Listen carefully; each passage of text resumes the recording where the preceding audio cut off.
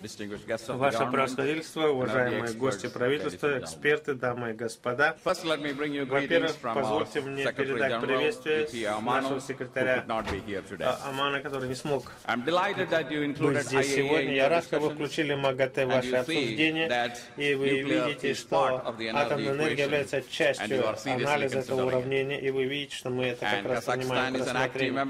Казахстан активный член МАГАТЭ, и ваше участие и вклад высоко ценится.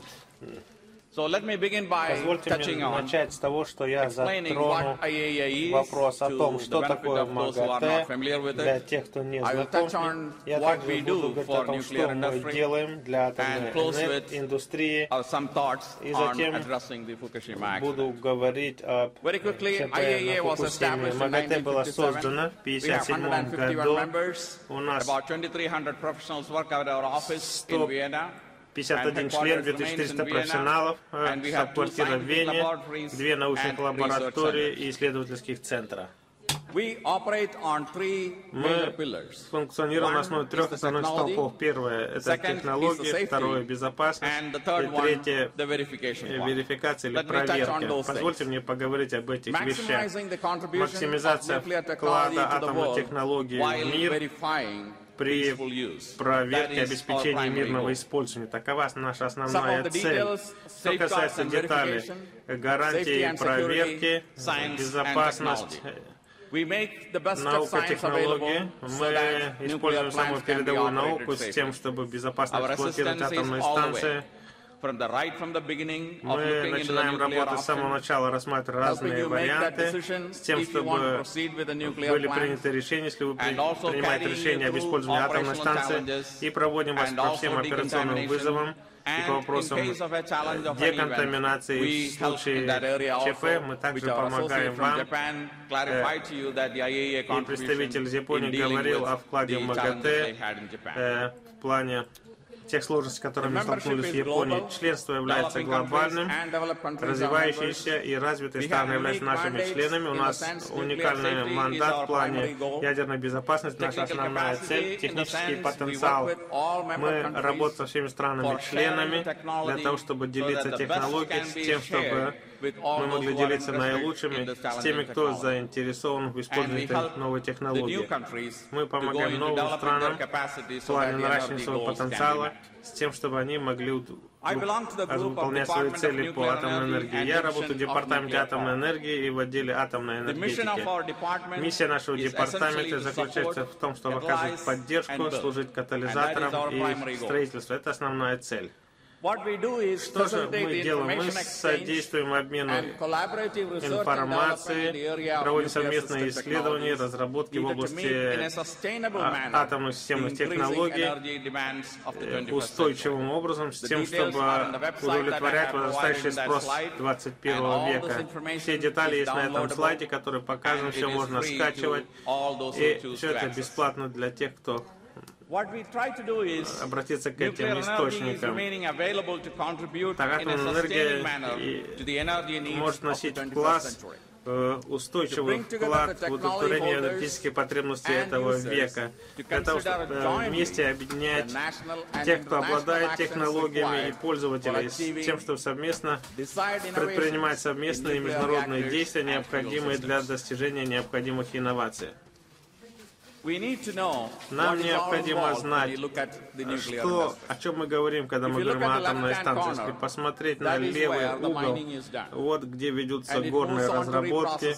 Затем мы говорим потом мы говорим о переработке, дальше необходимо обогащение, затем мы говорим о предприятии, где производится электричество, мы говорим об этом справа, и как нужно хранить отходы. В конечном итоге мы доводим до всех, что это долгосрочное обязательство, и нужно обращать внимание на все эти аспекты.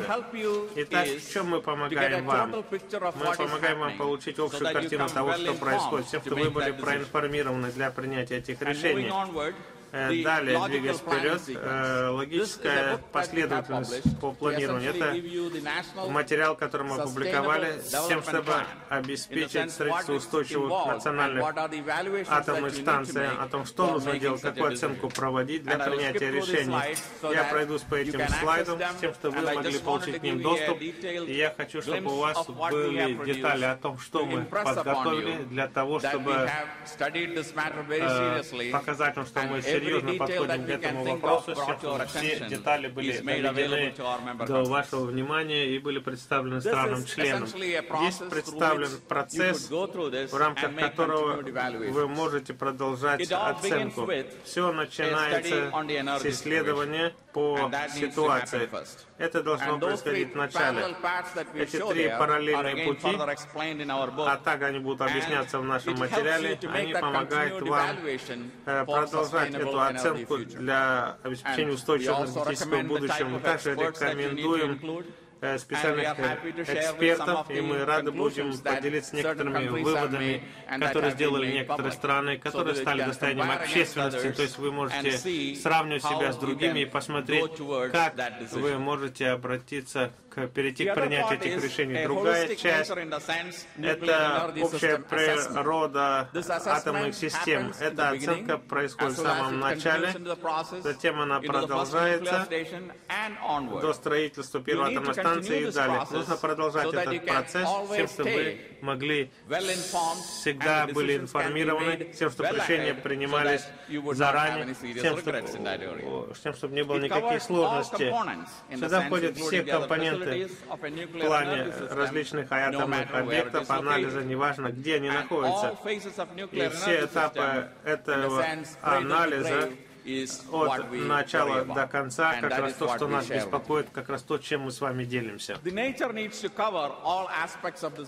Практически мы должны посмотреть на все аспекты. Прежде всего, безопасность реакторов, топливный цикл, инфраструктуру, управление отходами, физическое производство, а также систему распространения экономики. Все эти вещи должны быть обязательно приняты во внимание, когда мы говорим о ядерной энергетике. Эта оценка очень важна для всех трех групп заинтересованных сторон. Прежде всего для разработок технологий, а также для тех, кто будет составлять планы, и тех, кто будет их воплощать в жизнь. Технологические пользователи предоставляют необходимую помощь политикам, когда речь идет о решении.